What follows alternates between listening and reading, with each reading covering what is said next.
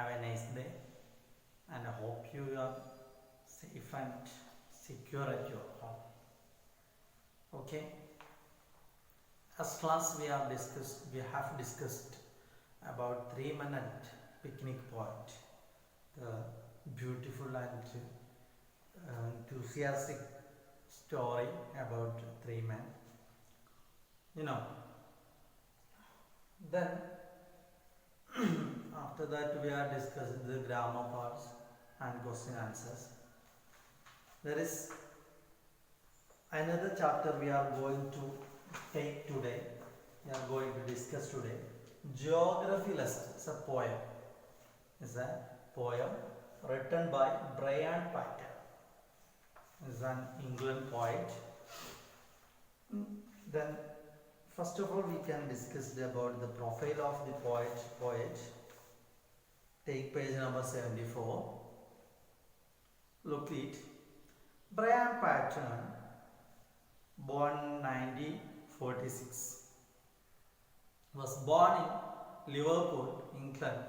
He left school at the age of 15 and established a magazine, Underdog, which featured local and international poets. Okay, in simple language you can understand.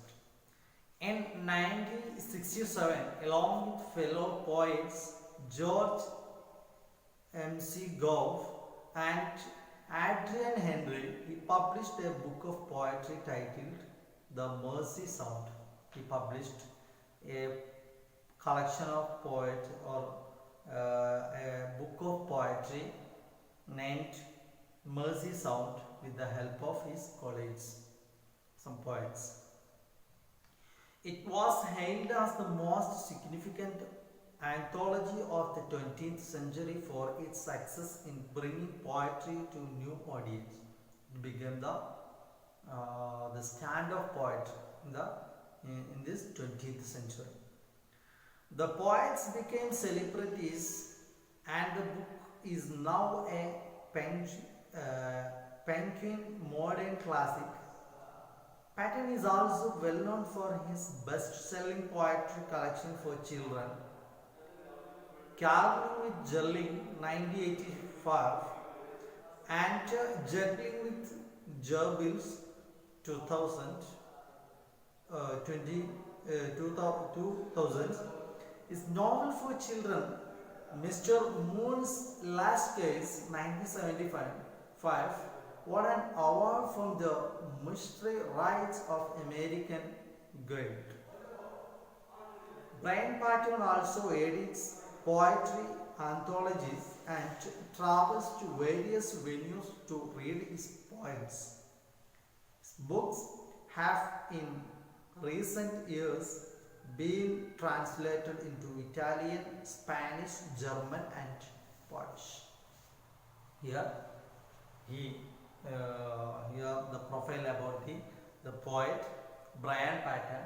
He wrote a lot of poetries, and it became the stand. It became a stand in the world. Depend upon the children, there are a lot of poetry have been selling and getting interested for the children. And his poetries have been translated into Italian, Spanish, Irish, German and Polish. These four languages have his poetries been translated. Okay. Then here this poem, geography lesson. This is not about the geography, but he says about the imagination of the class of geography teacher. He says about the teacher. The teacher thought in a class about it. The imaginating thought, then that is why the poet Brian Patten discussed through this poem. Okay, we can go through it. Take page number 72. First stanza. Our teacher told us one day he would leave the school and sail across a warm blue sea. To place he had only known from maps and all his life had longed to be.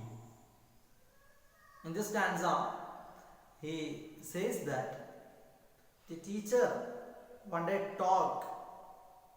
One day his teacher talked about the beautiful place which is wishing to go. You know, the teacher talked one day in the class a beautiful place which is wishing to go. He would like to go to there. It is a very beautiful place. You know, the place he had only known from the map. He had only known the map. Means he would like to go there. And all his life had longed to. Then, next stanza. The house he lived in was narrow and grey, but in his mind's eye he could see sweet scented jasmine clinging to the walls and to green leaves burning on an orange tree. He spoke of the lands he longed to visit, where it was never drab or cold. I couldn't understand why he never left, and shook off the school's strange hold. In this stanza, the poet describes that the teacher's house is very small. That is why narrow and grey. It is very small. But his dream or his imagination is to go or to visit the beautiful place and to become rich. Means his financial condition is very poor, so that he couldn't go and he could not visit the particular place which he wishing to go there, wishing to visit there. You know, but here some sort of problems are there in front of the teacher.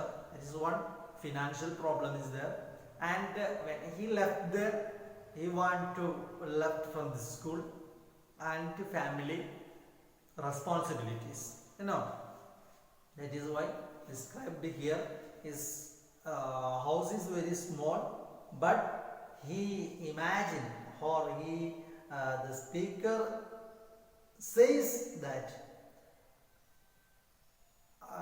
not the teacher says that teacher's house is very small, but he would like to go and visit in the place which is very beautiful one. His imaginative place is there, and he want to become a rich one. But the in this stanza last two lines, I could not understand why he never left. And speaker says that I couldn't understand why he never left. You know, he means teacher never left. Why he didn't visit there? I don't know. I couldn't understand. And shook off the school a strange hold, strange complete power or control. You know, why can't he control of the school? I couldn't understand why he couldn't left, and why can't he control the school? I couldn't understand this.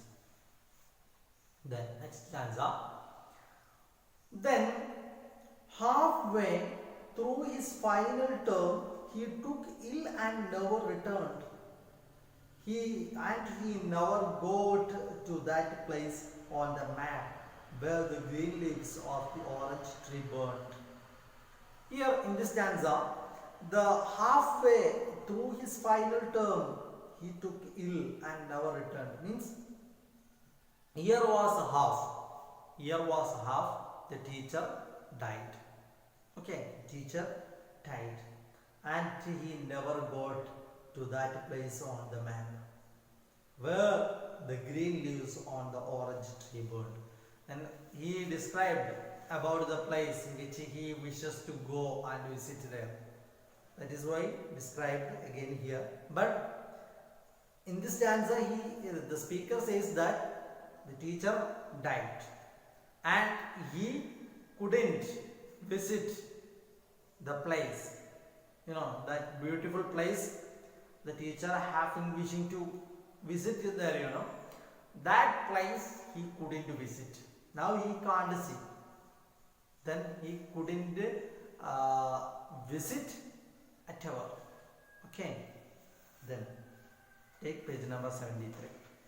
The maps were red-drawn on the classroom wall. His name was forgotten, it faded away, but a lesson he never knew, he thought, he is with me to this day. Here, the teacher died. Teacher died. And everybody forgot his name. The teacher's name everybody forgot. But till now, remembering, what do you know? Remembering the matter which taught by the teacher. That is remembering. Get me? The teacher died, everybody forgot his name, but till now they are remembering the matter which have taught by the teacher. I travel to where the green leaves burn, to where the ocean's glass clean and blue, to all those places my teacher taught me to love, but which he never knew. Then the speaker says that I visited the places which I have thought, which I have imagined, which I have informed, which I have taught about teacher. I visited there, the places, very beautiful places, but my teacher couldn't visit there. Okay, the last stanza he says that he visited the love's places. He visited the places which have loved by the teacher, but the teacher couldn't visit there. Okay, this is the poem, Geography Lesson, written by Brian Patton. I hope you are get me. In this poem, the poet discussed about the class or about the teacher who thought about or talks about the place which have wished to visit there, but he couldn't it. There in front of him has some struggles, problems, and half of the year the teacher died.